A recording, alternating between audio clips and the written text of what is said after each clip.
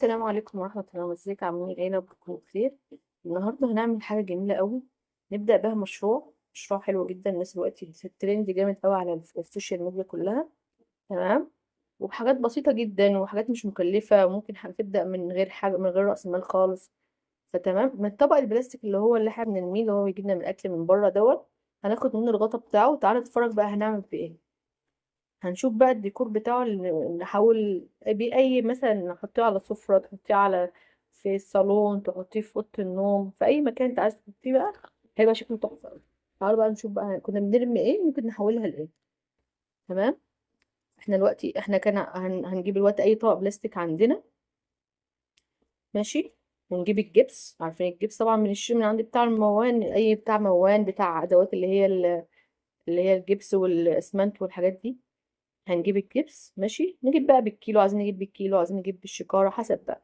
هو في نوع حلو قوي اسمه ايه، سينا، زهرة سينا. تمام. اسألوا على اي حد لو احنا عايزين جبس زهرة سينا، هو لونه ابيض كده وحتى ما بينشف بس حلو قوي، بيبقى صلب كده، الصلب بتاعه قوي. تمام. شوفوا الجمال بقى اللي هنحوله، هنعمل بيه الغطا، هنحوله بيه كوستر او صينية، زي ما بيقولوا كوستر او صينية. تمام. هنعمل بيه عليه فازة. نشتري في الأول بقى فازة، حاجة بسيطة يعني. فازة الأول القالب بتاعها، السيليكون بتاعها مش غالي، ممكن يوصل ل180 200 جنيه. تمام. والبونبونيرة برضو الصغيرة دي، ده ترند برضو جامد، فالناس بتشتريها. من الكوستر بقى دوت، اللي هو الصينية اللي هي البلاستيك دي، هنجيب بقى دلوقتي، نجيب معلقة، أو نجيب مثلا ايه، لو عندنا ويسك أو اللي هو المضرب السلك. تمام. نقلب بالجبس كويس عشان ما يعملش ايه، الكلاكيع، الحاجات اللي بتبقى في الخليط دي، كتل في الخليط. ممكن احط اسمنت، ممكن احط جبس ومعلقه اسمنت بس انا هنا حاطه جبس بس عادي، مش هتفرق، بس الاسمنت برضو بيقوي القطع اكتر، وكمان بيخليها ميبقاش فيها في بابل كتير. تمام. احنا جبنا دلوقتي، انا كنت حطاه خلاص وسبته شويه ينشف، عملته في القالب، بس انا بهز القالب شويه. تمام. بقعد اهزه كده، اطلع منه الايه، اي حاجه بابلز ولا حاجه كده. في الاخر ايه اهو، هنطلعه بكل سهوله. هو سهل جدا اصلا يطلع من القالب، بص، ولا زيت ولا حطينا زيت ولا حطينا حاجه. شوف الجمال عامل ازاي، شوف حتى القطع التمويج اللي حوالين القالب ده حلو جدا، شكله حلو قوي. بنحط عليه بقى، عايز تحط عليه استراس، عايز تحط عليه شجر، اللي هو الشجر الدهبة، اوريه لكم برضه احنا بنشتغل بيه. شوفوا اللمعة بتاعة الجبس عاملة ازاي، ده جبس بس من غير اي حاجة. تمام. بصوا القطعة التانية دي كوستر برضه صغير كده، ده الكوستر ده مش غالي، ممكن 150 جنيه. برضه تبدأ بيه مشروع، وهستخدمه كتير جدا طبعا. والقالب ده برضه ما بيتكسرش، انا بقى انا عندي كتير. وده كوستر تاني بيضاوي عندي برضه. تمام. صبيت في الجبس، وبرضو الحاجات، نشيل الحاجات اللي هي الزيادات اللي بره دي. تمام. ونطلع منه القالب، نطلع منه الجبس اهو. اهو سهل جدا. تمام. هيطلع بقى كوستر. نبدأ مشروعنا بحاجات بسيطة قوي، يعني انا بدأت في الاول بالكوستر بس البيضاوي، ومعايا الفازة صغيرة، ومعايا البومبونيرة. بعد كده اما ربنا كرمني جبت بقى حاجات كتير، جبت قوالب كتير. اما ربنا بيكرم بقى بتجيب. يعني كان في ما شاء الله في رمضان شغلي ما شاء الله كان حلو جدا. طبعا الناس بتبقى عايزة تجهز بيتها، عايزة تغير من ديكور شقتها. تمام. فاحنا ايه بقى، نجيب بقى الحاجات. بعد كده هنا بقى اوريكم الفازه دي، الفازه اللي بقول لكم عليها، الفازه الصغيره دي. الناس كلها برضو شغاله منها، حلوه قوي برضو في الاستخدام، سهله. يعني انا مطلعها من القالب تبقى سهله. برضو الفازه دي هطلعها بقى من القالب قدامك اهو.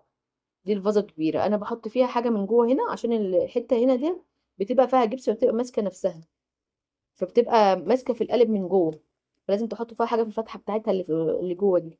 تمام. وبقلبها اهيت، وامسكها كده، واقوم شاده الايه، القالب من جوه، هتلاقيه تشد معاكي. تمام. يعني بوريكم شكلها هي عامل ازاي. ده الفازه الكبيره بقى مش الصغيره، هي الفازه دي بتجيبها بعد كده، يعني مش عايزين تشتغلوا بقى في الاول ما تشتغلوش. تمام. ممكن تشتغلوا بس في الفازه الصغيره اللي بقولك عليها، وكوستر اللي بقولك عليه الدايره، اللي هي الصينيه الصغيره اللي غطا العلبه بتاعت الاكل. اه بوريكم اهو، دي الفازه الصغيره ودي الفازه الكبيره، بوريك شكلها هي وحجمها هي قد ايه. تمام. وهنا برضو بيشتغلوا بالمبخره. المبخره هي عامله يعني توصل ل 200، يعني دي وسط، دي 100 ب 180. القالب السيليكون بتاعها ب180. انا جايبه الوسط مش جايبه الكبيره، لما تلاقيش الكبيره ايامها، فاللي عايز يجيب الكبير يجيب. بس هي الكبيره بتبقى جنب الفازه دي كبيره بشويه بصراحه. تمام. انا هنا صباه جبس واسمنت، هو مسمين اصلا جبس واسمنت ده كونكريت. في بقى خامات كتير قوي، انا اشتغلت قبل كده بالماربل برضو، وهو غالي، يعني ممكن الكيلو يوصل 30 35 جنيه.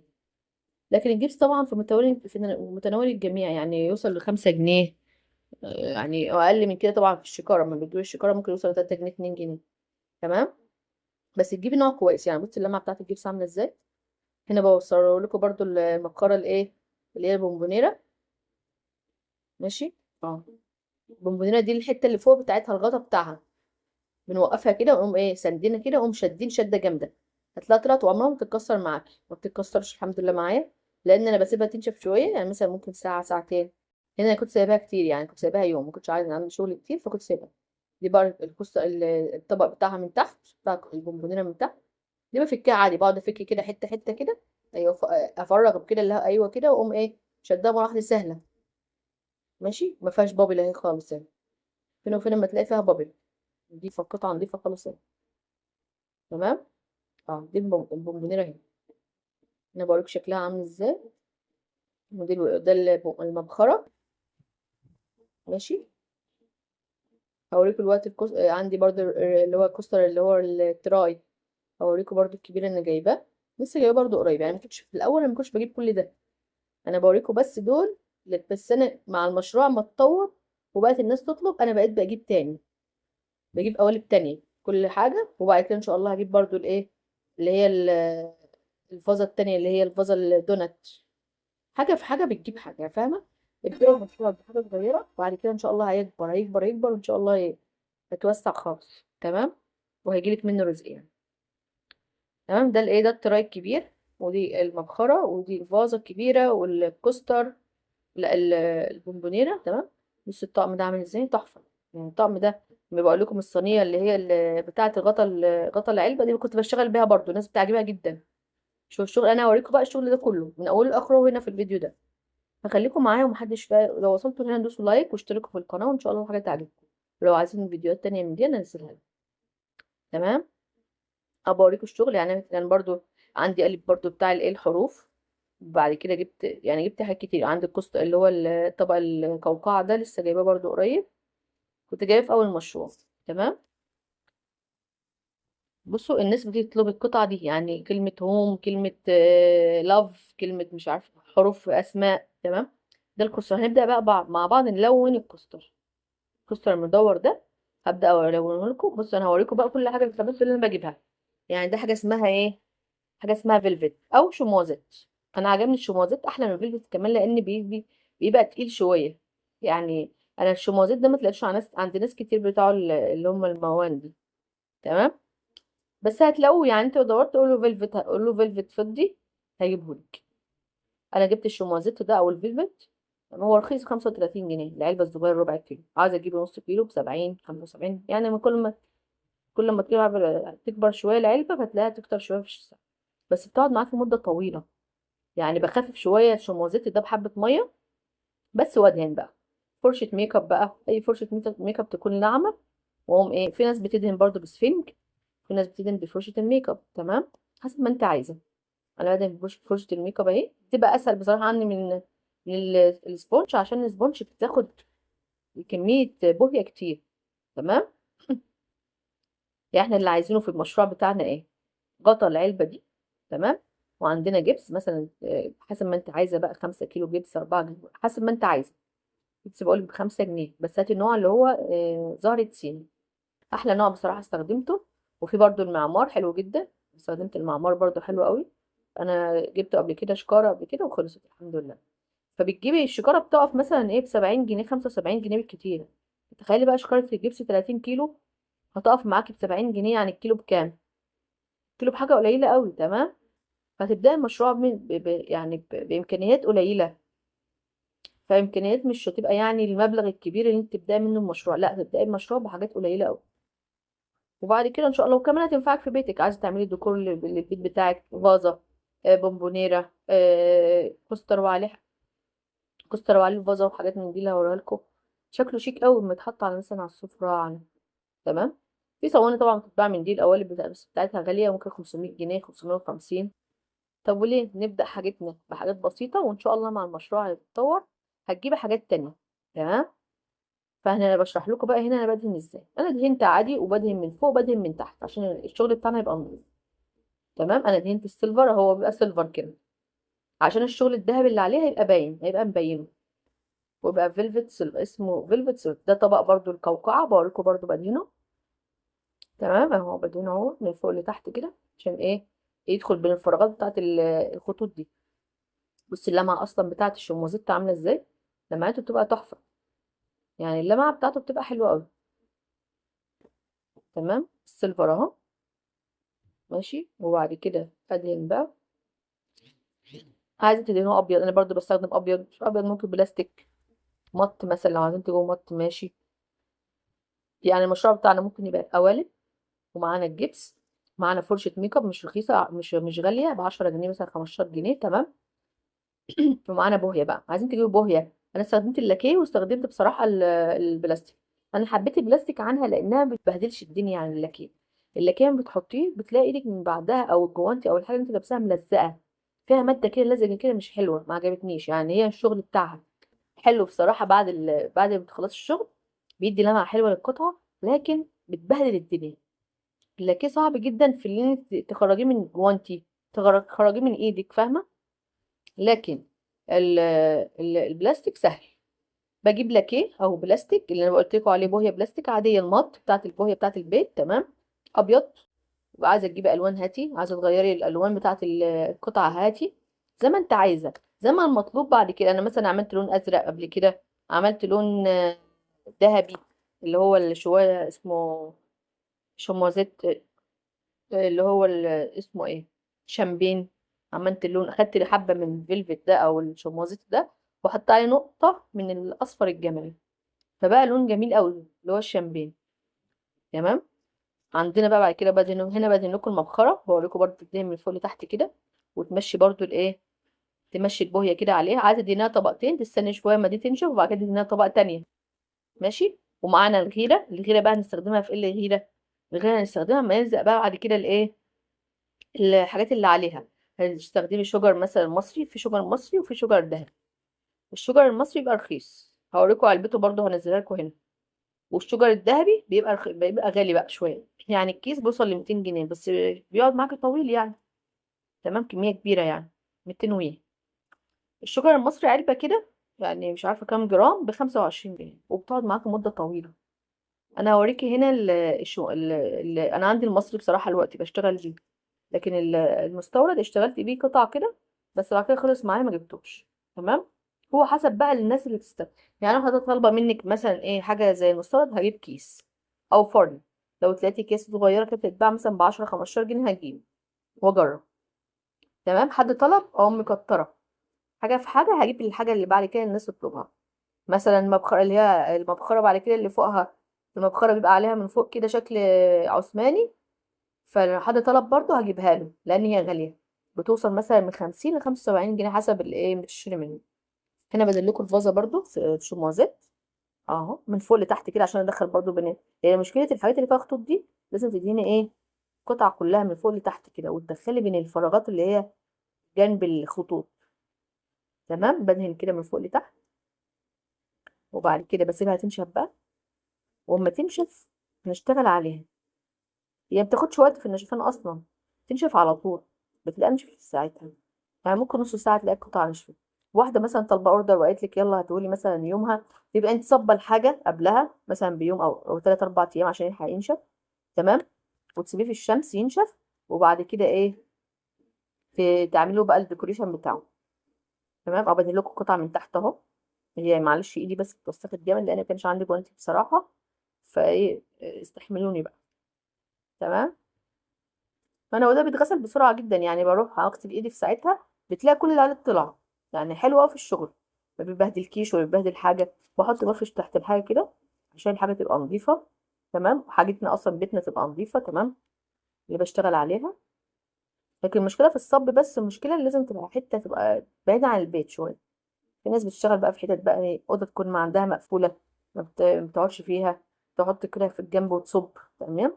فكل واحد يبقى حسب بقى ايه المشروع بقى هيمشي معاه ولا لا، حسب المكان عنده. المكان عنده هيناسبه المشروع ده. المشروع ده برضو ايه، لازم تنضفي بعديه جبس ما بيقع في الارض، وتنضفي اول باول عشان ما يبهدلش الدنيا. لو عندك اطفال تاخدي بالك منهم عشان ما ياكلوهوش، بصنفر لكم القطعه بقى من ورا. تمام اهو. يبقى هنستخدم برضو الصنفره معانا يعني الحاجات اللي هنجيبها. الصنفره، عندنا البوهيه، عندنا الفرشه، عندنا الجبس، عندنا ايه كمان؟ هقول لكم كمان الورنيش المائي اساسي. ما الورنيش المائي ده عايزه اسيبها تاني ودينا تاني عشان تبقى اقوى، يعني الابيض ما يبقاش باين بتاع الجبس. تمام ماشي. هو بيبقى تقيل كده، يعني الدهان بتاعه بيبقى تقيل، ما بيبقاش خفيف زي البوهية، اتقل شويه. بس وبعدت تاني على اي مثلا ايه ما بينشف بقى بيبان اي ابيض بتاع الجبس وكده، فبيبان. تمام. دلوقتي بقى هندهن بقى. انا بقى جايبه لزق ال7000. اللزق ال7000 ده حلو برضه، انا ما كانش عندي غيره. انا جربت الغيره بصراحه احلى، يعني الغيره البيضه بتاعه الخشب دي احلى في انك تحط عليها شجر. فانا بصراحه ما كانش عندي، فقمت كانت عندي لزق ال5000. فهوريكم هنا اللزق ال5000 وانا بحطه على القطعه عشان ايه. هوريكم لزق ال5000 اهو. هجيب بومبونيره هنا كنت دهنها برضه سيلفر. تمام. انا بقرب الحاجه ليه عشان ايه يبقى قدامك كمان. على القطعه دي برضه انا بدهنها اهي بومبونيره، بدهنها كويس من جوه ومن بره. هي هنا ما بانتش. ماشي. بس انا عشان مش شايفه الكاميرا، فهي انا بدهنها عادي بالفرشه. ماشي بدهنها، وبعد كده لما بخلص بحط عليها بقى ايه اللزق، واحط عليها اي ديكوريشن انا عايزاه. والشغل ده كمان متعه، يعني هيطلعك من اي لود عندك في البيت ولا حاجه، لو واحده متجوزه ولا حاجه. حلو جدا انت قاعده في البيت وبتعملي مشروعك وبقالك تكاليف مش تكاليفه عاليه يعني. بدهن لكم برضو القطعه من بره سيلفر اهي. انا اخترت السيلفر عشان يبين لكم شكل الديكور عليه الذهبي عامل ازاي. يعني ناس كتير قوي بصراحه بتطلب عندي القطعه ده، الديكوريشن ده بيعجبهم جدا بصراحه. تمام. اه. فانا بحط عليه، وفي ناس بتدهن قبل كمان الدهان بتدهن ورنيش مائي. يعني الورنيش المائي بنخففه الميه شويه وندهن بيه طبقه. الورنيش المائي ده ايه لازمته بقى؟ الورنيش المائي بيدي عازل للقطع، بيبقى عازل. يعني ما يسحب ميه ولا كده، يبقى صعب. برضه لما باجي اصنفره وهو مخدون عليه ورنيش مائي يبقى صعب جدا، لان اخد طبقه كده عازله. فالورنيش المائي اساسي معانا، بس انا ما دهنتوش بصراحه عند القطعه دي. وانا بعمل القطعه دي ما دهنتوش. هو مش شرط تدهنيه على بوهيه، تحت بوهيه مش شرط بصراحه. لو قطعه نظيفه عندك وما فيهاش ديفوهات ما تدهنش ورنيش مائي. تمام. مش البوهيه مش هتشربها كتير، لكن لو عايزه البوهيه تاخد طبقه بسيطه كده وتبان. لو عايزه البويه تاخد طبقه بسيطه وتبان فاديني ورينيش مائي من تحت. تمام كده. بعد كده انا بدهن القطعه عشان احط لكم عليها بقى الايه الديكوريشن اللي هيتحط عليها. اي حاجه بقى انت عايزاها، ممكن نحط عليها جليتر، ممكن نحط عليها شجر اللي هو هوريه لكم دلوقتي، ممكن نحط عليها ورق ذهب بيتباع كده يعني ورق كده دفتر كده كبير 100 ورقه مش عارفه ب75. في حاجات كده تبقى رخيصه وبتدي قيمه او شكل قيم للقطعه. تمام. فهنا انا بدهن. معلش بس عشان ايه البوهية وكده بهدلت الدنيا. بس بتتغسل على طول، يعني البوهية دي بتتغسل على طول. انت تروحي تغسلي ايدك فتلاقي ايديك نضيفة على طول. هي ما تبهدلش الدنيا قوي يعني. اللي هو الفيلفت ده. تمام. وبعد كده آه هاخد قطعة تانية واديها دي المبخرة. انا جايبه المبخرة دي المقاس الوسط، كانت ب180 جنيه. القالب بتاعها رخيصة مش غالية، يعني كويسة أو سهلة أو أصلا في الصب وكده. ما بيبقاش فيها دفايات كتير، يعني ممكن تلاقي بابلز بسيطة كده طالعة في القطعة. تمام. بدهنها بقى جامد، وبدهن القطعة كويس من فوق ومن كل النواحي ومن تحت ومن فوق، كل حاجة بدهنها عشان أما تسلم للعميل بتاعك يكون شايف القطعة نظيفة وشكلها قيم إنها تدفع فيها المبلغ اللي هتدفعه فيها. هي في حاجة بتتباع حسب بقى إيه كل واحد عايز يبيعها بقى. أنا أوريك هنا الذهبي. اه فيلفت ده ذهبي برضو، اسمه فيلفت ذهبي. ده رخيص ب35 جنيه برضو، بيتباع من عند الموال بتوع الحاجات اللي هي البوهية والحاجات من دي. تمام. هدهن بقى إطار كده للقطع بيدي الإطار بتاع الكوستر ده اللي هو اللي كان أصلا اللي هو غطا الطبق اللي هو البلاستيك. هدهن بيه الإطار، أنا هدهنه بإيدي لان ما كانش عندي فرشه صغيره، وبصراحه بتحكم فيها اكتر من الفرشه الصغيره. يعني الفرشه الصغيره بتبقى صعب التحكم فيها. تمام. في الحتت البسيطه دي، الحتت اللي هي اللي فيها مثلا ايه تعريجات فيها، آه حتت يعني انا بتحكم فيها بصبع ايدي، واروح اغسله على طول وخلاص. تمام. بدل ما اي حاجه اشيلها، حتى لو كده حته قماشه تكون جنبي ولا فوطه ولا حاجه صغيره، اقوم ايه شايله اي ديفو طالعه من بره، او عشان القطعه بتاعتي تبقى نضيفه. بعد كده بقى هدهن الاطار الذهبي كله، هيبقى شكله حلو قوي. يعني هدهن برضو الكوستر، وهدهن الفازه، وهدهن اطار الدايره اللي فوق في البومبدينة، وهدهن القوقعه الاطار بتاعها برضو. كل ده هيبان لكم في فيديو. الفيديو ده اتعلم منه حاجات كتير، يعني حاجات كتير اتعلمتها بصراحه من فيديوهات. كنت بقعد اتفرج على فيديوهات عشان اتعلم. فانتي لو وصلت لهنا اوعي تنسي تضغطي اللايك طبعا، والاشتراك في القناة عشان يجيلك كل حاجة جديدة ممكن انزلها. وان شاء الله يا رب الفيديو والحاجة اللي بعملها تكون عجبتكم. ولو في حد يعني اي حاجة عايزين تعلقوا عليها، علقوا في التعليقات وانا ان شاء الله ارد عليكم. تمام.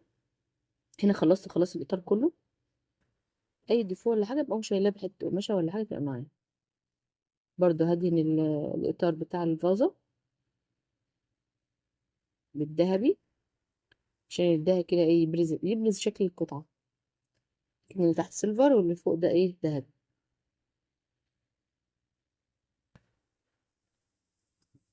بعد كده بعد كده بقى هجيب بقى المبخرة دلوقتي واعملها، والبونبونيرة وال... والقوقعة الصدفة دي. انا في الاول ما كانش عندي قوالب كتير، يعني في الاول كنت شغالة بحاجات بسيطة قوي. قوالب بسيطة معايا، يعني كان معايا الفازة الصغيرة دي، وكان معايا كوستر ده، وكان معايا كوستر بيضاوي، وكان معايا البونبونيرة، بس كنت اللي شغالة بيهم. وما شاء الله كنت ببيع، يعني كنت ببيع التلات قطع مثلا على بعض. الكوستر البيضاوي على مثلا القطعتين اللي هو الفازة والبونبونيرة، كنت ببيعهم ب70 جنيه 100 جنيه، كانت بتجيب برضه يعني من 70 ل100 جنيه مثلا. بعد كده جبت القوقعة الصدفة، بعتهم مثلا بمية 120 كده. كنت ببيع كده بالأسعار دي. وهو ايه الحاجات حاجات بسيطة، يعني أنا جبت حبة جبس وحبة اسمنت، وقمت عاملاهم على بعض. ما كترش الاسمنت عشان الاسمنت بياخد كمان وقت في ما بينشف.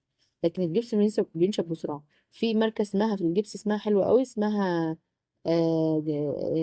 نجمة سينا، شغالة بيها حلوة. وكان في برضو المعمار حلو.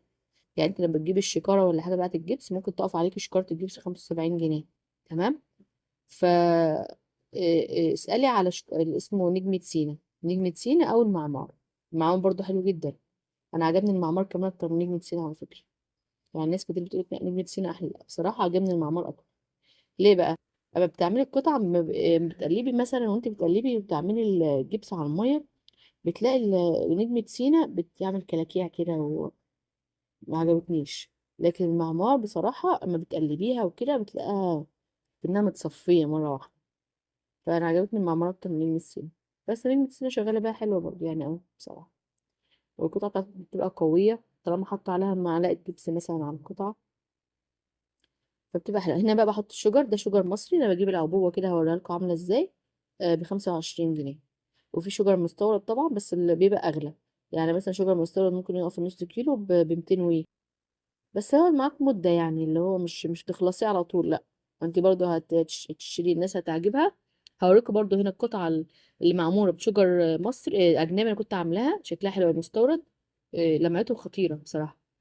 وده الشجر المصري برضو شغال منه على طول بصراحة، ما حدش بيتكلم منه ولا بيشتكي. حلو قوي. بصوا أنا هنا بدهن لها ب7000. هنا لزقة 7000 بجيب 70 أو 75 جنيه من أي حد بتاع مكتبة، بتاع خردوات. من على النت بقى ممكن تشتريه. تمام. بجيب 75 70، بحط نص على القطعة اهي. احدد بيه القطعة، لان حلو بصراحة اللي هو ايه، القطعة بتلزق عليها كويس. بس انا عجبني الغيرة اكتر. انا بجيب غيرة خشب. يعني اللزقة 7000 او غيرة خشب. بصراحة غيرة الخشب اقوى. اما استخدمت غيرة الخشب معاها حبة مية اللي لونها ابيض دي، تشتريها من الموان. تمام. بيبيع حاجات في البوهية.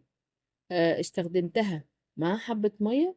عجبتني أكتر بصراحة. القطعة بتبقى قوية جدا، يعني شغل الشجر ده بينشف بطريقة، بس بيقعد مدة، يعني مثلا ممكن يقعد ساعة كده، لكن ده بينشف على طول، يعني نص ساعة بالكتير يعني تلاقيه نشف. ال7000 حلو، ما كانش عندي يومها غيرة، فجبت ال7000 حلو جدا، شغالة بيه على طول. وكنت شغالة بيه كمان الأحجار الكبيرة برضو، لو عرفت هنزلك صورة. والأحجار الكبيرة كنت عاملة أوردرات بالأحجار الكبيرة كتير يعني، كان بيطلبوا الأحجار، بس هو بصراحة باخد فيه وقت عشان أحدد القطعة. مثلا عايزة شكل معين، لازم أحط اللزق على كل حجرة، يعني كل حجرة كبيرة بحط تحتها اللزق، كل حجرة كبيرة أحط تحتها عشان ما هيقع بقى. لكن الغيرة بصراحة تحفة تحفة تحفة، غيرة الخشب حلوة جدا جدا جدا بصراحة. بس هي عايزة فرشة مثلا رفيعة، وتحددي بقى القطعة، وتقومي ايه حاطة عليها الشجر، حاطة عليها جليتر، بس انا الجليتر ما حبيتهوش. حاطة عليها الشجر، حاطة عليها اي حاجة انت عايزاها، الغيرة شجر كبير شجر رفيع كده. هنا بقى بحدد قطعة الصدفة، تمام، خليكم معايا بقى كده. برضو بحددها، لو عندكم فرشة رفيعة تمام، لو عندكم بعملها بإيدي عادي كده، اقوم ايه اه بعملها بصوابع كده، اقوم ايه اي حاجة زيادة اقوم شايلها اول باول عشان ما تنشفش بسرعة. شوفوا لمعة القطعة عاملة ازاي، بصراحة الشموزيت ده تحفة تحفة. اسمه شموزيت او فيلفت، بس انا بصراحة الشموزيت عجبني اكتر من الفيلفت، لان اللمعة بتاعته بتدي ضي كده رهيب، ورخيص، يعني هو نفس سعر الفيلفت، 35 جنيه عبوة ربع كيلو. فبس مش بتلاقي عند ناس كتير، يعني قليل اوي ما بتلاقي عند حد. انا لقيت عند واحد كده بالصدفة، انا بقول له فيلفت، لقيته جايب لي ده. بس ده طلع احلى كلام في الشغل. بصوا القطعة عاملة ازاي كده، معمولة بمرة واحدة بس بوهية بس. لكن الفيلفت بصراحة باخد كذا طبقة، بعمل كذا طبقة بصراحة ايه قبل ما اسلمه اللي عامله. شوفوا شكل الصينية بقى عامل ازاي، شكلها روعة. وفي طبعا بتشتري بقى احجام من دي، يعني انت لو عايزة مثلا جالك طبق فيه احجام اكبر، بس انا بصراحة ما تلاقيش غير الحجم ده، يعني ده اكبر حجم اشتغلت بيه، ده كان 20 سنتي. هنا بقى بدهنلك برضو الكرة اللي فوق بتاعت البونبونيرة دي من فوق، تمام. البونبونيرة دي ممكن تتباع ب220 جنيه، اللي هي القالب بتاعها، ممكن تبقى بقى 220 200 حسب بقى كل واحد. في ناس بتعمل عليها عروض، ممكن تجيبها من اللي بيعملوا عروض، ناس كتير. يعني انت لو دورت في حاجات الكونكريت على النت على الفيسبوك ولا حاجة، هتلاقي في جروبات بالهبل عاملة الحاجات دي، بتبيع القوالب دي كتير. دور، يعني اللي بيعوز يعمل حاجة بصراحة بيقعد يدور لحد ما بتلاقي حاجة كويسة، وأسعار طبعا يعني متناسبة ليه. فاهمة، نقعد ندور بقى. يعني أنا أيام الكونكريت ده قلت هبدأ المشروع كنت خايفة بصراحة، قلت اجيب قوالب ايه وجبس ايه ومش عارفه، بس بعد كده حبيت الموضوع قوي، ولما لقيت الناس طبعا بتطلب، فانا بدات اشتغل بقى واطور من شكل الحاجه اللي بعملها، وحاجه في حاجه واتعلم. والتيك توك بصراحه في حاجات كتير قوي كونكريت، ناس بتعلمك حاجات كتير. يعني أنا ما كنتش اعرف اللاكيه الابيض، اللاكيه الابيض ده ما كنتش اعرفه خالص، ان انت تدهني بيه القطعه تديكي لمعه قويه. بس انا ما استخدمته ما حبيتهوش زي البوهيه البلاستيك، لان ليه بقى، هو بيدي لمعة للقطع وكل حاجة، بس عايزك تديني تحت ورنيش ماء أول حاجة، وبعد كده تحطيه، وبيبهدل الدنيا. يعني بص تلاقي لو لابسة جلافز ولا حاجة بيلزق في الجلافز. آه صعب بصراحة التحكم في، يعني هو بيبهدل الدنيا. لكن البلاستيك في ساعتها بتروح تغسل ايدك تلاقي نفسك خلاص الدنيا تمام. هنا بوريكي بقى، بصي القطعة بقت عاملة ازاي. هحط عليها الشجر بقى، انا حددها بال7000، لازم 7000، وهحط عليها الشجر. المفروض لما تكون مثلا تكوني بتعملي الشجر ما تحطيش على قطعة تانية، القطعة دي كمان لسه مشفتش، لا.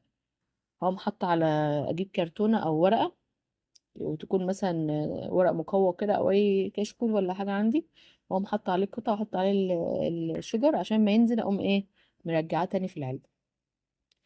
الواحد كل لما بيتفرج على حاجة بيتعلم، ومحدش بيتعلم ببلاش طبعا، اكيد بوظت، واكيد في حاجات اتكسرت، واكيد في مش عارفة.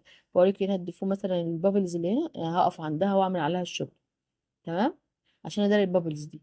انا بصراحه بحب الشغل الشجر، عشان بيداري الديفوهات، اي ديفو في القطعه بيداريه. انا هعمل دلوقتي شكل جديد اول مره اعمله بصراحه معاكم، اللي هو ال7 من فوق و8 من تحت، هيطلع حلو قوي في الشغل. يعني بوريك اهو، عملت 7 بالتحديد بال7000، وبعمل 8 من تحت على القطعه من تحت، هيطلع كده 7 فوق و8 تحت. تمام. واحط عليها الشجر، وهتلاقيه لزق بقى الشجر في ساعتها بيمسك في اللزق ال7000. بس واسيبه بقى ينشف، يعني بياخد نص ساعة. تلاقي القطعة منظرها بقى تحفة، يعني بتلاقي الشغل بتاعك بدأ يبان. الديكوريشن بتاع القطعة بيبين شكل القطعة. تمام. اه بوريك اهو. ممكن مثلا تطبطب عليها كده بحاجة بسيطة كده بإيدين صوابعنا، هتلاقي الشجر لزق في القطعة على طول. بيلزق، بس هو مبيلزقش ساعتها، لا يقعد نص ساعة لحد ما يلزق، ربع ساعة يعني أنا ساعات مثلا حد يكون طالب مني اوردر، أكون أنا مفرنشة القطعة قبلها، مش مشكلة، أسيب مثلا ساعة ولا حاجة وأقوم سلمها. وبصراحة وساعات بحط على القطعة ورنيش، بس أنا ما عجبنيش الورنيش في ايه بقى. الورنيش بيدي بيغير لون القطعة، يعني الذهبي ده أما حطيت عليه ورنيش المائي في الآخر، القطعة عملت زي أكسدة، ده شكلها مش حلو، يعني انا ما حبيتش ورنيش الماء عليه بصراحه. في ناس بتشتغل بيه بس انا ما حبيتهوش. تمام. واحط بقى هنا وارسم الشكل براحتي. اي حاجه طبعا هوريك هنا الدفوهات، في دفوهات تحت في القطعه من تحت، بس انا ايه ما شلتهاش. المفروض بالصنفره تقومي شايلاها قبل ما تستخدمي. انا كنت بس عايزه اصور الفيديو، انا قبل ما اسلم العميل طبعا ما اسيبش الحاجات دي خالص، يعني قبل ما اسلم العميل ما بسيبش اي دفو في القطعه. اي ديفو اقوم شايلاه بالصنفره ومظبطه، يبقى معايا سكينه كده صغيره، اي سكينه مطبخ تبقى جنبي. اي زوايد في القطعه من تحت اقوم ايه شايلها قبل ما ايه ما اشتغل عليها بالشجر بالدهان كده. هنا بشيل اللي وقع مثلا الشجر اللي وقع على الصينيه، واشيله بايه بايدي كده وانضفه، واقوم ايه سايبها على جنب تنشف. المفروض ما نعملش الغلطه دي ونحط على الشجر على حاجه قطعه جنبها، لا عشان ما تبهدلش. نجيب ورقه ولا حاجه ونعمل زي ما قلت لكم. بس ونسيب القطعه بقى تنشف. ايوه هنا مثلا هنا الذهبي هنا ارجع اعيد عليه عادي. الشغل ده متعه، عارفه متعه اللي انت قاعده بتعملي افكار وبتعملي اشكال، وقاعده مثلا في وقت فراغ مثلا عندك وقت، اقعدي اشتغلي الحاجات من دي. الهاند ميد تحفه بصراحه، وبيضيع الوقت طبعا ويشيلك من الاكتئاب بقى. خصوصا لما كمان الشغل ده كمان يجيب لك عائد مادي. فطبعا هتحسي ان انت بتعملي حاجه في المجتمع، لان طول ما انت قاعده في البيت بصراحه بتحسي ان انت الواحد بيبقى يحس بقيمته قليله. مثلا يطلب فلوس من باباه او يطلب فلوس من جوزه او يطلب، هو معاه فلوس بصراحة. في الزمن اللي احنا فيه ده طبعا انتوا عارفين الزمن عامل ازاي. هنا بوريكم مثلا شغل ديكوريشن، ممكن نحط نجمة، او بصوا النجمة هنا حبيتها برضو بس هي مش باينة اوي. ممكن نحط نجمة او نحط بقى، انا هحط لولي. يعني دلوقتي هوريكم اللولي بيبقى نص لولي، دي بتشتريها من عند الخردوات. بيبقى نص لولي كده، بتحطيها على القطعة تحت ايه، تحتها لزق 7000. ماشي. اه جبت اللولي بقى نص اللولي ده، واحط تحتها ايه اللزق. احط نقطة لزق كده واحط عليها اللولي. تمام. والقطعة والناحية التانية برضو اللي هعمله هنا هعمله هنا. ماشي. وبعد كده هنشوف بقى هنشتغل في ايه بقى، لان اهو بصوا وراكم الصينية بقت عاملة ازاي، بقت تحفة. بقت تحفة. هو احنا مش شريناش قالب ولا اشترينا حاجة، لان القوالب اصلا غالي. يعني قالب الحجم ده بيتباع ب350 جنيه، لكن الصينية عبارة عن غطا بلاستيك. اه بصوا انا جنبها اهو صينيه غطا بلاستيك وحطينا فيها الجبس. طلعت تحفه، بشتغل فيها اصلا بقالي كتير. يعني من اول ما اشتغلت بدات قلت اما اجرب فيها، لقيتها حلوه. وكمان الشكل اللي بالخارجي اللي بره بتاع الزجزاج ده مخليها شكلها حلو، اكنها اصلا قالب، مش اكنها ايه. سهل جدا تخرجيها، وسهل جدا تغسليها في ساعتها وتقوم مرجعاها كده. يعني هي شغلها شبه القالب بالظبط، اكنك عملت قالب. طبعا ما كلفتناش حاجه. صح. هنا بوريكم برضو هعمل هنا حاجه في الفازه. اه اوريكم الفازة برضو هنا. هعمل برضو شغل فيها كده، كل الشغل يبقى شبه بعضه. اهو هعمل 7 من فوق و8 من تحت. 7 اهو همشي باللزق، واعمل 7 من فوق و8 ايه من تحت. اه هنا بقى هم ايه ماشية عليها بالايه، كل الحتة اللي انت عايزاها تعمليها تبقى ماشية عليها باللزق. 7000. وفي ناس جربت 8000 وقالوا لي حلو جدا، بس انا بصراحه بشتغل بال 7000 من اول ما اشتغلت. تمام. طول ما انت قاعدة بتطوري بقى، يعني انا كنت الاول ما كنتش اعرف الغيره بتاعت الخشب اللي احطها ممكن على القطعه بتعمل، ما كنتش اعرف ألمع القطعة. وسمعت عن كمان حاجة بتلمع القطعة بتخليها شبه الإزاز كده، اسمها حاجة شكل إزازي أو حاجة، يعني هوريها لكم. يعني أنا هوريها لكم عاملة إزاي برضو لو لقيتها بوهية كده، حطها على القطعة بتنور القطعة. وهنا بوريكم برضو الإيه، اه، من تحت. بعمل 8 بقى من تحت، بظبطها باللزق، بمشي عليها كده كلها عشان أحط عليها الشجر يلزق عليها في ثواني. ماشي. هو معلش الكاميرا بس اتحركت يعني، بس انا ايه بعرفك برضه ان انا عملت 7 و8 نفس بالظبط الشغل بتاع المبخرة. المبخرة بقى بجيب من عليها المصفى بتتباع برضه عند بتوع الحاجات اللي بتباع حاجات شغل الكونكريت على النت. في ناس بتباعه ب3، في ناس بتباعه ب4، في ناس بتباعه ب5. انت تدوري الارخص واحسن جودة طبعا، مش هنستخدم العميل يعني حاجة مش كويسة، لا يعني ندور على احسن جودة. وفي برضه المبخرة اللي هي العثماني اللي بتتحط من فوق دي شكلها حلو، ممكن تحطها برضه على قطعة المبخرة دي، بتديها قيمة للقطعة. بس هي بتتباع مثلا ايه في رينج من 50 ل75، حسب بقى ما تجيبها منين. وفي طبعا مصافي، يعني في العثماني دي سمعت اللي في منها ايه، خفيف وتقيل. منزلين وقت خفيف خفيف، نزلوا سعره. شوفي يعني انت اللي يناسبك، شوفي يناسبك حسب اللي عاملين انت بتبيعي له. في ناس تقولك لا انا عايزه مثلا مبخره تقيله، لا في ناس انا عايزه مبخره خفيف كده، اللي هي العثماني. فشوفي حسب بعد كده بقى اجيب ايه الشجر اللولي، واقوم ايه حاطه له وقت في القطع. انا جبت اهو، هسيبها شويه واقوم جايبه منضفه حواليه. هشيل الشجر اول الزياده اللي وقع دوت، اظبطه، ارجعه في العلبه تاني. هو ما يتلزقش في حاجه يعني ولا حاجه. فاقوم مرجعه في العلبه تاني عشان يبقى نضيف، وما اشتغل تاني. الشجر ده بيقعد معايا كتير بصراحه، يعني انا بجيب العلبه 25 جنيه، في ناس بتباع اقل طبعا. يعني في اختلاف الاسعار ده هتلاقيها موجوده في كل مكان. يعني كل ما تروحي اماكن بتباع مثلا واسعار جمله، فتلاقيها موجوده ايه ارخص. انا بشتري من المكتبه عادي، يعني انا بشتري من المكتبه. هنا بقى هجيب ايه لولي، واقوم حاطاه في نص القطعه زي ما انا حاطه في التانيين، زي ما حاطه في المبخره كده، هحطها في نص بين ال7 وال8 اهو. بص اه، تمام كده. اه، اشيل القطعه واقوم منضفاها. انا بوريكم بس القطعه المعموله، انا مش هينفع احط الحاجه كده في العادي، يعني انا بسيبها تنشف بقى على جنب. بس انا بوريكم القطعه اللي عملتها. انا بحطها كده، واول ما اسلمها للعميل بقى ابقى اظبطها. ايه مثلا بوهيه مش متظبطه، ارجع اعيد عليها تاني، اديها مثلا طبقه بوهيه تدي برضو ايه اكنها قطعه لسه جديده لسه معموله دلوقتي. ماشي. يعني انتوا لو عايزين تعملوا الشغل ده مثلا وتسوقوه، او منزلاه على الماركت مثلا بالليست بتاع الفيسبوك، او مثلا عامله له اعلان ممول مثلا، هتلاقي ما شاء الله انا جايلك زباين كتير. فانتي حاولي تطوري من حاجتك وتسوقي لها كويس. يعني التسويق اهم كمان من ايه، يعني في ناس حاجات بتسوقها كويس جدا وتلاقي اصلا الشغل بتاعها مش كويس. التسويق اهم من الشغل ذات نفسه. بس انا بقولك يعني اتقني شغلك عشان ربنا يبارك لك كمان. تمام. فانا هعمل هنا بقى شكل تاني بقى. انا ما عرفش اعمل هنا 7 و8 طبعا لان القطعه عندي مخططه. فقلت لا انا هغير بقى، انا هعمل 7 8 فوق كده والسبعه تحت، هعكس عشان القطعه مخططه، فمش عارفه اعمل الحركه دي. الحركه بتاعت السبعه فوق صعبه. ممكن اعملها بس يعني ايه، عشان الحته كمان اللي هي يعني حته المبخره من فوق دي فيها حته كده من تحت، مش عارفه انا اجيب السبعه بالظبط.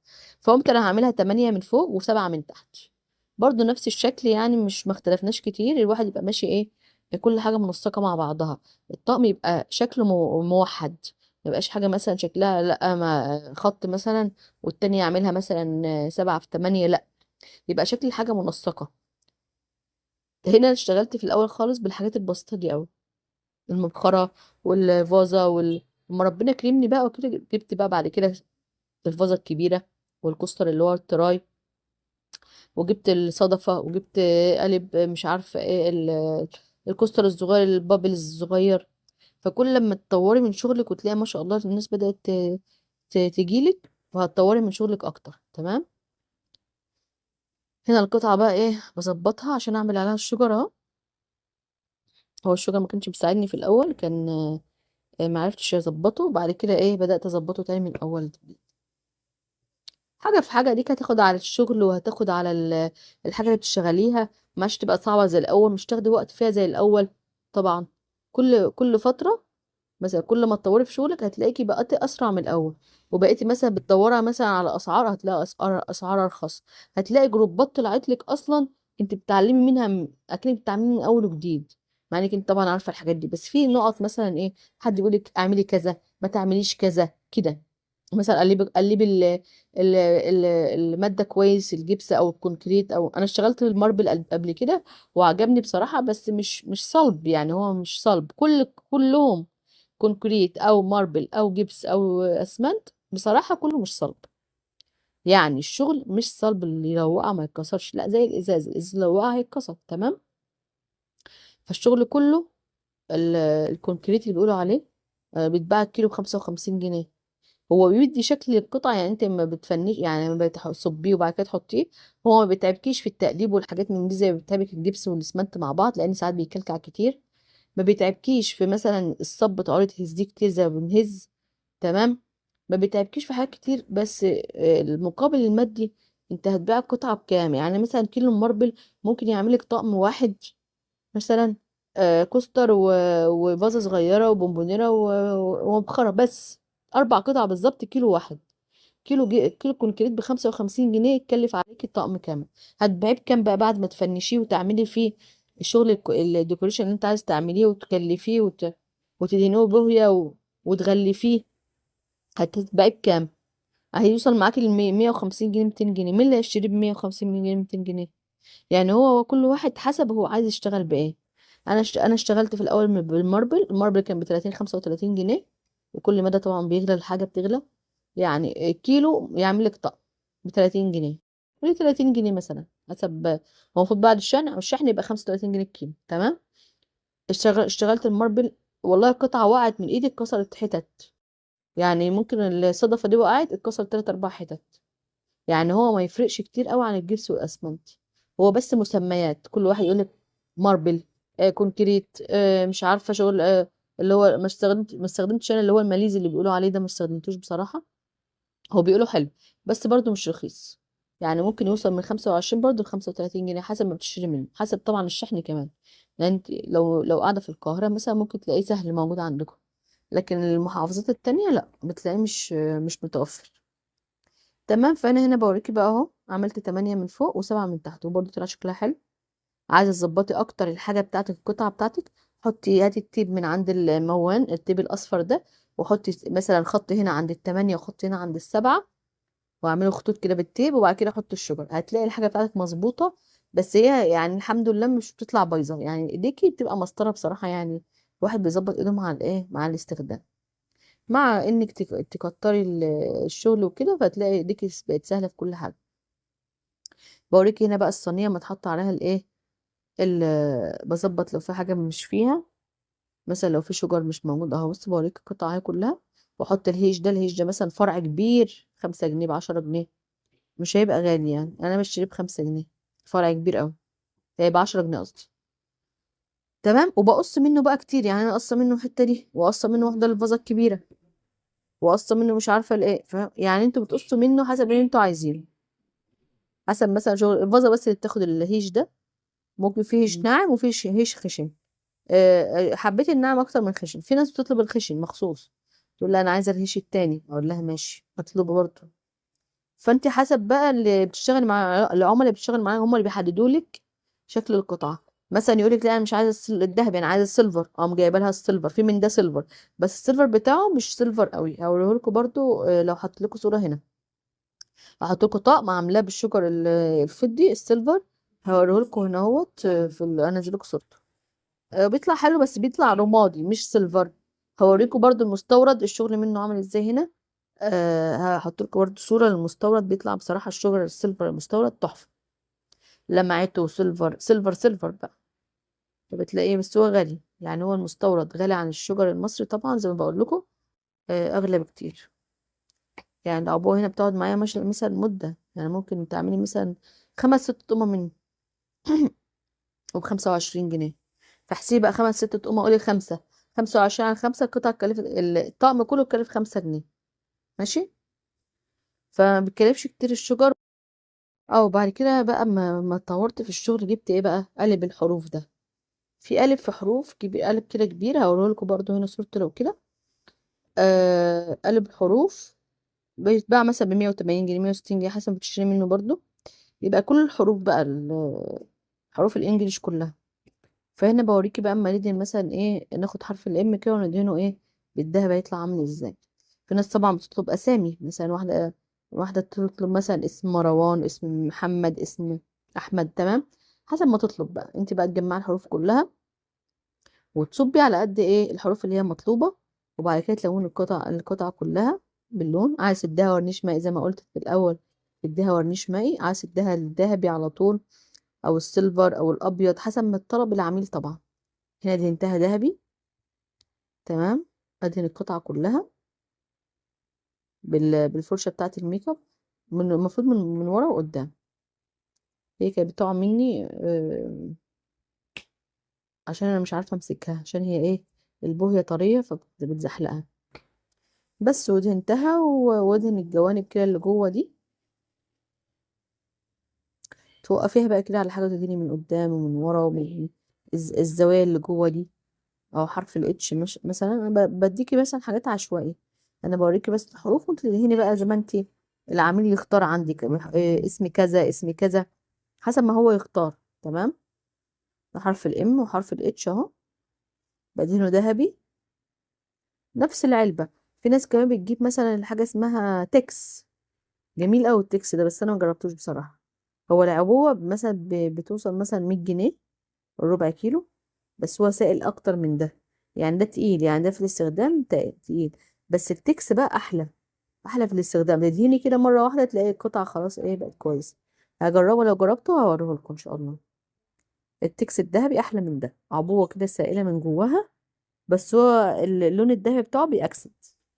يعني ناس كتير اشتكت ان هو بيأكسد. يعني انا اتفرجت على فيديوهات كتير قالت الذهبي بعد الاستخدام بعدها بمده لو دهنت عليه ورنيش مائي ولا حاجه هتلاقيه اكسد. بس انا بصراحه ما جربتوش، يعني سمعت عنه وشفته بس ما جبتوش.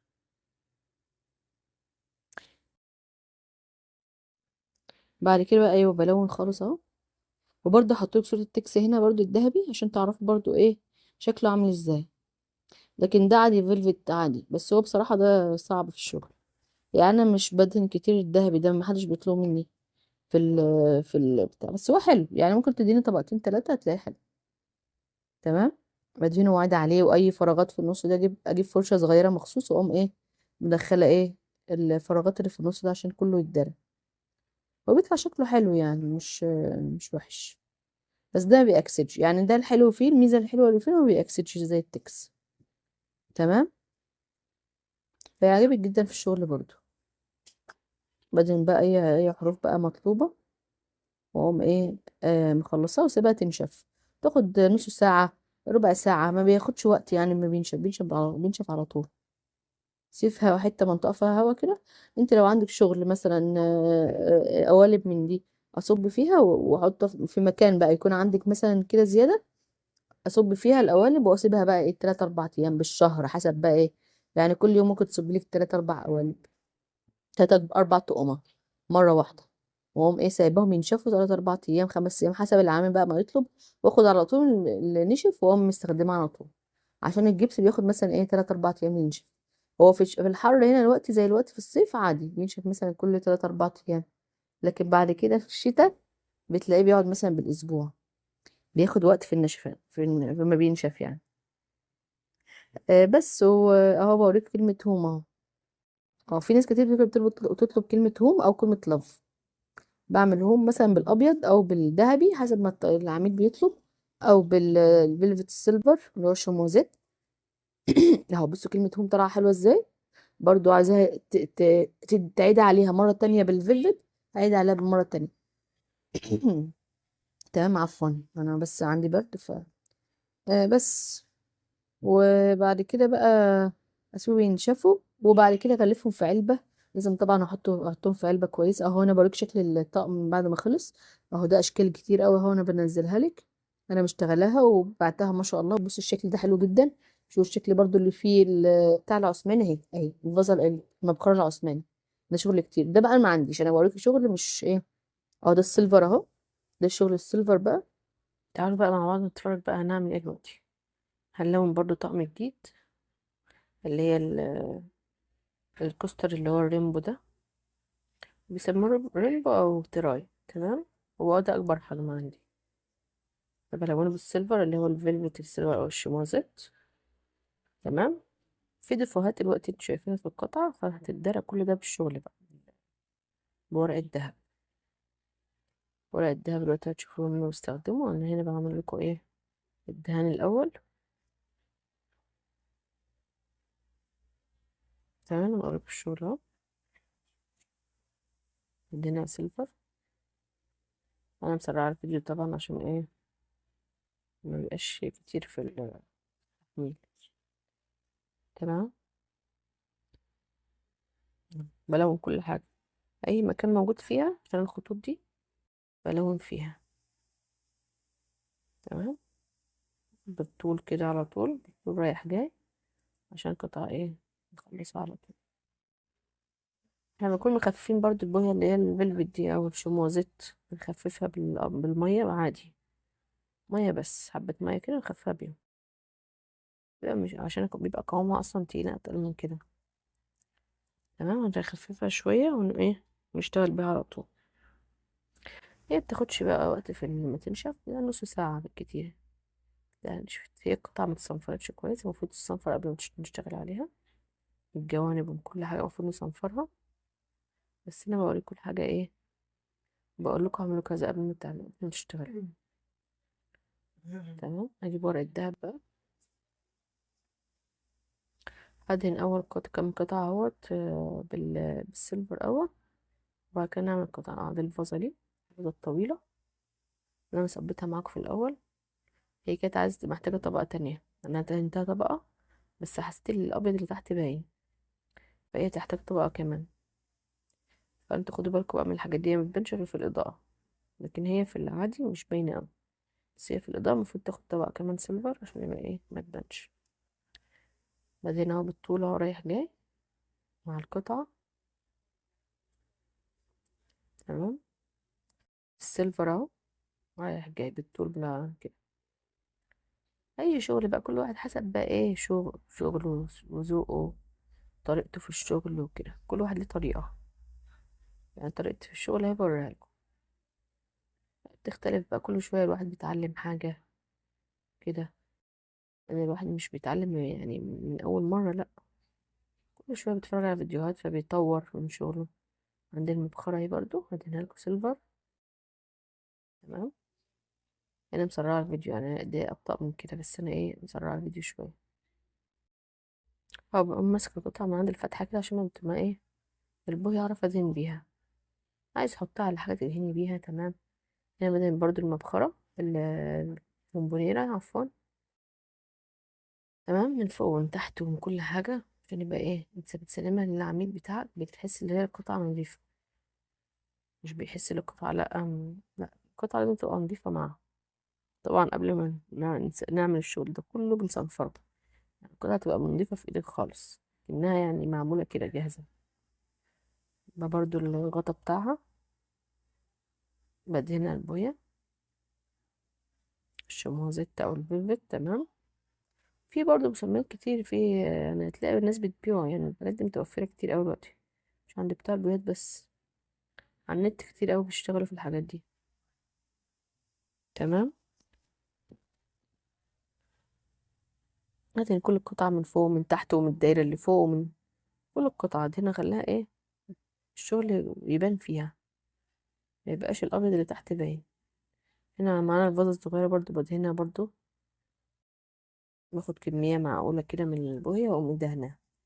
في كام ديفو برضو للنقط البابلز دي، كل ده هيتدرى في الشغل. تمام، ومعانا بقى كوستر البابلز الصغير ده، ده بيتحط بقى على مبخرة، يتحط على بونبونيرة، ممكن نحطه على فازة، يعني بيتحط على حاجات كتير قوي. يعني في ناس كتير بتعمله توزيعات للسبوع وتوزيعات لأعياد الميلاد وتوزيعات للأفراح، بيبقى حلو قوي بصراحة. يعني جبته في الآخر، ما جبتوش في الأول، هو سعره صغير يعني قليل، 100 جنيه، من 100 لو انت طالعة فوق. 140 كده، بتجيب 140. تمام. فاحنا بندهنه بقى كله كده بالسيلفر. هو بنطلعه مثلا، بيحطوا مبخرة جواه، يحطوا المصفى بتاعتها، ويحطوا قطعة الكوستر دي من تحت، ويغلفوها بالتل، بيبقى شكله حلو قوي. ممكن يكتبوا على الاسم، يعني حسب العميل ما بيطلب معانا احنا بنشتغل. تمام. اهو هنا بوريكم ايه، هو نشف خلاص. هو نشف، وهنشتغل عليه بقى ايه، ورق الدهب. ورق الدهب ده حلو قوي. انا استخدمت قبل كده ورق الدهب، ما كانش حلو، لكن النوع ده حلو. هوريهولكوا دلوقتي. هو هيبان، هو باين اصلا ان هو اصلا في الفيديو، لكن استخدمت قبل كده نوع كان بيأكسد. يعني كان مسبته شوية، مش أكسد، لا اتحول لأورنج. أول ما دهنت عليه، أول ما دهنت تحت ورنيش المائي، سبته شوية يعني كام يوم كده ولا حاجة، عم سلمه للعميلة، لقيته اتحول لأورنج كده، بقى شكله مش حلو. بقيت هدهن عليه ورق دهب تاني. فخدوا بالكم، تشتروا ورق الدهب برضو من أنواع كتير في السوق. يعني النوع ده حلو، مش عارفة اسمه ايه، جولد ليف اهو. شوفوا المرسوم عليه جمل كده تقريبا. فده النوع حلو. هنا بقى بنلزقه اهو. نحط بقى ورنيش مائي تحتها، ونقوم ايه لازقين ورق الدهب بايدينا بفرشة ناشفة. بس انا ما كانش عندي فرشة ناشفة ايه، لاني بشتغل بالفرشة على طول. فبايدينا بفرشة ناشفة، بفرشة ببقى غسلاها بمية مثلا، واقوم ايه عاملاها بيها. فبصراحة ورق الدهب ده نوع كويس. جربوا يعني، انتوا مش هتخسروا حاجة. يعني الواحد بيجرب كل شوية، الواحد بيجرب حاجة جديدة. تمام. اه بحط قطعة اهو ورق الدهب، ووزعه كويس. يعني انا شايفة مثلا في حتة فيها بابلز، او محطة ورق الدهب بيداري، الشجر بيداري، الشغل كله بيداري. يعني اي شغل بيبقى على القطع بيداري. يعني لو عميلة عايزة قطع، عايزة مثلا قطع سادة، لا لازم تاخدي بالك وانت بتصبي، وترجي القطعة جامد، وتصنفريها كويس. لان الشغل، الحاجات الديكوريشن اللي بتبين دفوهات القطع، لو ايه، لو مفيش حد عايز من غير ديكوريشن، فهيبين دفوهات القطع. فخدوا بالكم، يعني القطعة زي دي مسلمهاش لعميل، لا، هقوم عامل صبة تاني. وده مثلا لما يكون عايز عميل عايز في شغل، اقوم عاطينه ده. الشغل بيداري ايه الدفعات الموجودة، البابلز الصغيرة دي. والبابلز ده بيبان يعني ما انت بتصب القطعة بعد ما بتخلصي، بيطلع معاكي مهما. يعني ساعات كتير اقوم رجة القطعة، اقوم عاملاها مثلا بخلة طويلة اللي هي بتاعت شيش طاووق او حاجة، وتلاقيها برضو فيها ديفوهات. عايزة تاني بقى القطعة من تحت ورنيش، من فوق ورنيش، تمام اللي انت عايزاه. بس انا الورنيش معايا كان الدهب اللي جبته قبل كده، كان ايه مخليها لونه مش حلو. فخدوا بالكم بقى، يعني في ورق دهب انواع مش حلوه. يعني جربوا على قطعه بس، مش مثلا تكون قطعه تجربه كده ولا حاجه، ما تديهاش لحد. وبعد كده شوفوا لما تنشف، وجربوا شوفوا ورق الدهب ده ينفع معاكم ولا لا. بس هو النوع اللي بقوله لكم ده حلو قوي، شغال معايا حلو يعني، وما شاء الله بيقعد مده طويله يعني. هنا برضو هنعمل فازة كبيره اهو. بندهنها برضو، هي كانت عايزه بس ايه، بوهية مرة كمان. يعني عايزة تدهن فيلفت مرة كمان، لأن كان فيها أبيض باين. ففي الإضاءة خليكم اشتغلوا في الإضاءة، عشان تبينوا ايه، أي في القطع، أي حاجة باينة في القطع بيبان في الإضاءة أكتر. تمام. فأنا ممكن أدهنها مرة كمان، وأقوم حاطة عليها ورق دهب تاني. أنا بس أوريكم الفيديو ورق الدهب بيتحط ازاي، التكنيك بتاع ورق الدهب. تمام اهو. فبحط هنا، واحط الورنيش الأول، وبعد كده أحط عليه الايه ورق الدهب، وأمشي عليه فرشة ناشفة لو عندي. هتلاقيه نشف وبقى حلو أوي. يعني بعد نص ساعة مثلا هتلاقيه خلاص نشف. هو ما بياخدش وقت يعني، هو كمان بيمسك في الورنيش. الورنيش حلو في كده، الورنيش المائي حلو في كده. تلاقي ورق الدهب مسك فيه خلاص. عايز تديه بعد كده اما ينشف، تديه ورنيش لكل القطع، تمام. تديها لمعة، وتديها كمان عزل. تمام. فالورنيش أساسي معانا. فالورنيش المائي بيبقى أساسي مع القطع، لأن هو خفيف يعني، هو مش تقيل، وبيقعد معاك مدة طويلة أوي. يعني لو عبوة كبيرة تقعد معاك مدة طويلة جدا. هنا بحط كده تكنيك كده من فوق، من عند الفازة، من فوق. تمام.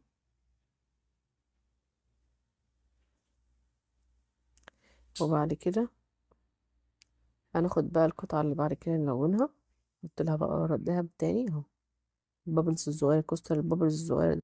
لو وصلكوا بقى هنا الفيديو للآخر كده، اعملوا لايك واشتركوا في القناة، عشان ايه يجيلكوا كل حاجة اللي بعملها جديدة. وان شاء الله الفيديو عجبكم. وانتوا لو في اي استفسار ولا حاجه اكتبوا لي في الكومنتس وانا ارد عليكم. تمام. هنا بقى ايه، بعمل ورقه دهب بايدك، بفرشه، بحاجه ايدك لو نضيفه اعملي بيها على طول، مش تفرق، فاهمه؟ بس وبعد كده لو بعمل ورقه ورنيش. تمام. ودي بيبقى شكلها بقى في النهايه، بيبقى الكوستر اللي هو التراي والمبخره والبونيره والفازه وفازه صغيره. وهنا البونبونيره برضو بعملها اهو، الورنيش لاني نسيتها في ساعتها كده على طول. طالما الواحد اخد ايده على الشغل خلاص بقى هيبقى سهل بالنسبة له. تمام. بس كده، واتفرجوا بقى على الحاجات الباقية اللي هتبقى موجودة في الفيديو. ويا ريت تتابعوني وتعملوا لايك كتير كتير كتير وتشاركوا و... وان شاء الله يعجبكم كل حاجة بعملها. صلوا على النبي طبعا في التعليقات، صلوا على النبي في التعليقات كتير. تمام. والسلام عليكم ورحمة الله وبركاته.